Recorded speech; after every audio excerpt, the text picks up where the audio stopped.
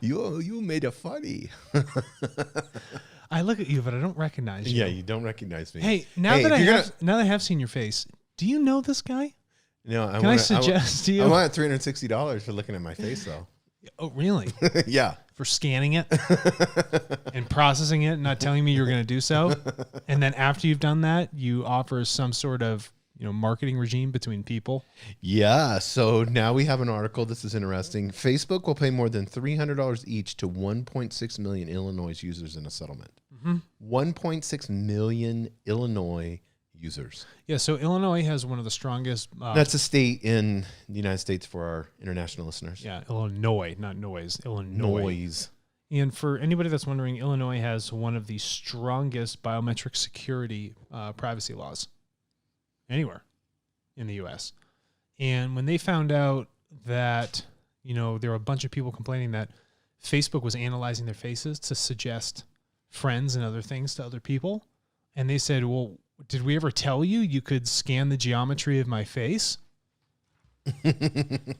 Like, I didn't even know you had facial recognition software. Why didn't you tell me this? Right. And then this thing's going off, and it's like, oh, it's like, this is valuable. Let me suggest this person to you, or, suggest tagging a person in this photo. So you've gone through, scanned all my photos, scanned all my faces, stored my facial geometry in your computers, and now you're going to suggest something to me? And wait a minute. Did I say, they're like, where's like the consent in this? This reminds me of the reCAPTCHA thing. It's just kind of the same. It's 2.0. Yeah. What Google did with reCAPTCHA, Facebook did with facial recognition geometry.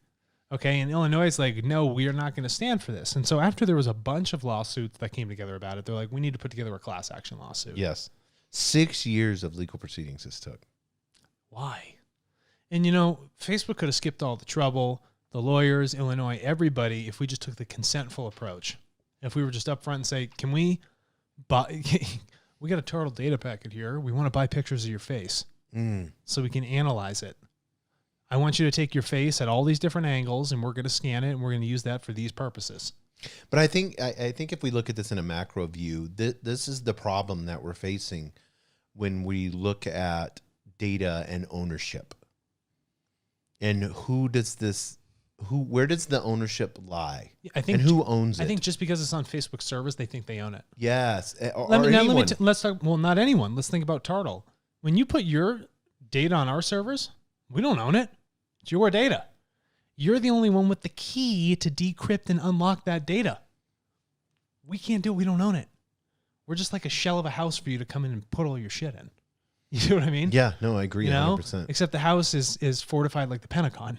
Well, why do you think that they feel like they have this assumption, great word, of owning the data? Honestly, I really don't know. Because then I would be assuming. I think because it's on their servers and they've gone through the thing saying, well, you've signed our terms and conditions, you've signed our privacy policy. They just think they can, kind of do whatever sort of research ad hoc on it. But again, people don't read the terms and conditions. People aren't learned enough to go, a large majority of us on contract law to go through this. So when you start, and all they see is like, you analyzed my face and you didn't ask me. The biggest solve here, Jason, is just to ask the person, what do you need? This. Okay, what are you going to do with it? Right. Oh, all right, fine, yeah. You're going to allow me to use Facebook easier because it suggests who I tag? Yeah, and the sad part about this lawsuit is, like, Facebook's looking at it as, or any tech company when they look at lawsuits, and they do this ahead of time. What's the risk and reward on it? And then it's, like in the article said, this is chump change for them. So they're like, oh, okay, how much do we make off of having all these facial recognition? Okay, if we do get in lawsuits, are we still profitable? And it's just Illinois, though. Yeah. Come on. Facebook literally runs social media of the globe. The globe, yeah. They're analyzing 1 billion faces, if not more. It's nuts. Yeah, and I want to get back to data ownership real quick because I think this is important for people to understand the sovereignty that they've given away whenever they're allowing them to scan their faces or put their thumbprint in or, whoever it may be. Like Apple has that where they scan your face. They have the thumb on Google, phone. I mean, you're looking more and more and more with these social media companies finding new ways to grab data from you. So, sovereignty. To monetize data. Yes, to monetize. And you've, as a collective, all of us have given them $35 billion. We all did that. What'd you get? You got a free system to share pictures and write comments? What a joke. So I can message people and have a business page and upload my pictures and put metadata on it. That allots to $35 billion. And I don't get one cut of it, even because you're advertising all of it off of my back. Yeah, well, I mean, hold on a second. I want people to think of it this way, because this is very simple. Okay, so you're going to start a business, but you're not going to create the website. You're not going to put any of the content on the website. Mm-hmm. You're not going to do any of the marketing. You're going to let your customers do all that for you.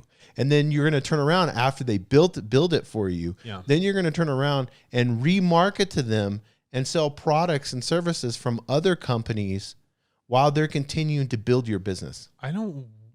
This reminds me an awful lot of how German factories operated in the early 40s. Yes. Work hard, you get a bunch of stamps. We'll send you on vacation as you build these roads and these cars, and you can drive the car that you built there. THORT, T-H-O-R-T, was the system that was created for that. Yeah. Or you're Jewish, so we could kill you, or you could come work for free to build this road. Yeah. You know what I mean? It's like, we'll either kick you off WhatsApp, or, you accept our terms and conditions. Mm-hmm. Something is amiss here with the sovereignty and... excuse me, sir. That's the first time I've ever... You're excused. You never sneezed. I never sneezed on a podcast, and I did it. I tried to go away from the mic. Hopefully. You're letting all the bullshit come out of you. I need to sneeze a lot more than that. You must be probably really about 5 million. How much did they pay? Yeah, about that many sneezes. You're really allergic to your own bullshit. But it's all these are metaphorically akin to one another. And sovereignty and respect for the individual it's missing. Just because someone signed something or did something and they truly didn't know what they were signing doesn't mean you should take advantage of it. It doesn't hurt you. It'll cost you less, truthfully, to just go to them and be like, can we do this? Mm-hmm. Yes or no? And then the person asks, why are you going to do it? And you say, this is why we're going to do it. Great. Thank you for offering me a new service, and thank you for telling me and giving me the option. But there was no option.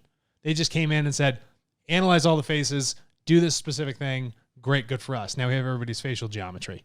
Yeah, and when we incentivize someone, like TARTLE, we incentivize a person to we don't incentivize to exchange their the data. buyer incentivizes. Yeah, the buyer. That person. Yeah, that's a great because analogy. We're not handling that money. Right. Okay, we have to be abundantly clear about that. But go ahead. No, but whenever I'm asked to do something, it's not just you asking me to do something. You're also incentivizing me, and to me, that shows mutual respect. Yeah. To me as a human, respect for you as a human, and respect for the value of the thing you created. Yes. Shouldn't both of those match? If they don't, something's amiss. It's out of balance. Systems have to have balance. If they don't have balance, your cantilever bridge is going to fall, right?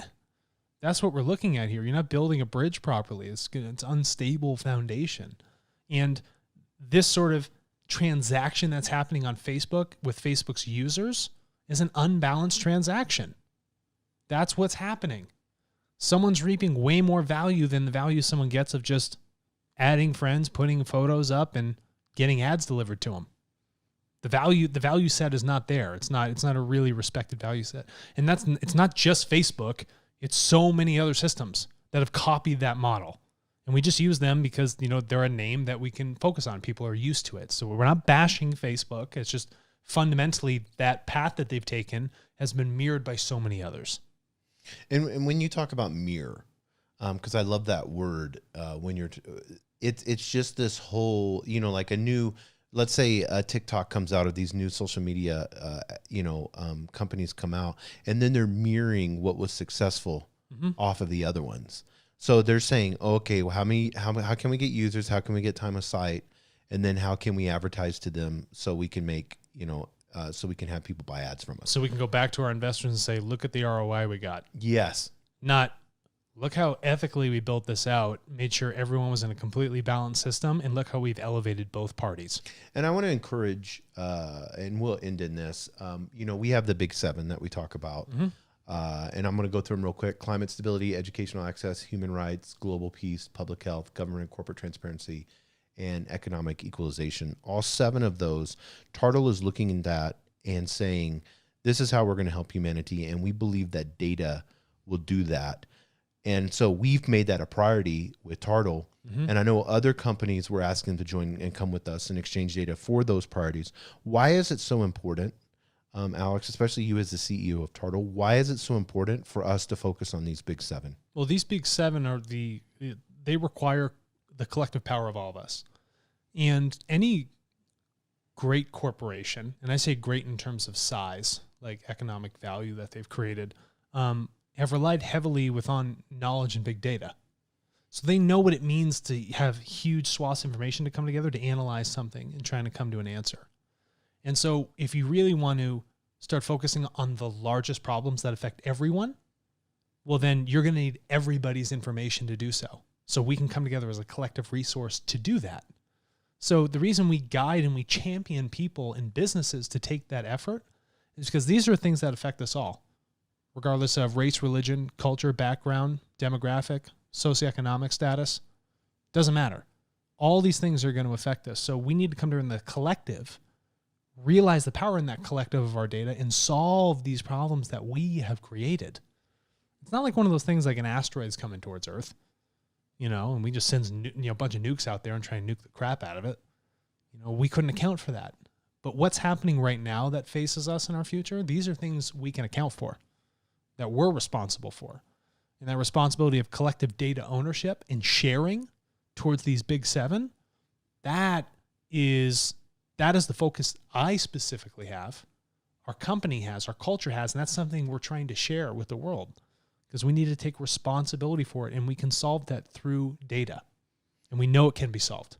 Responsibility, that's a great word. Yeah, responsibility. Thanks, Alex. Mm-hmm.